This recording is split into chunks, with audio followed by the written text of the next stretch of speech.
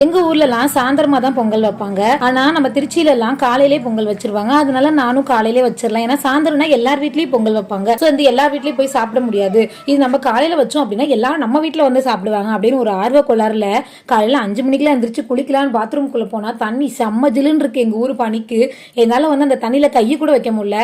ஹீட்டரை போட்டு தலைக்கு குளிச்சுட்டு இந்த பக்கம் வந்து பொங்கல் வைக்கலான்னு வந்தா எங்க ஊர் பனிக்கு விறகு எதுவுமே பாத்தீங்கன்னா காயவே இல்லை. எல்லாமே அப்படியே நீர் கொத்த மாதிரி இருந்துச்சு.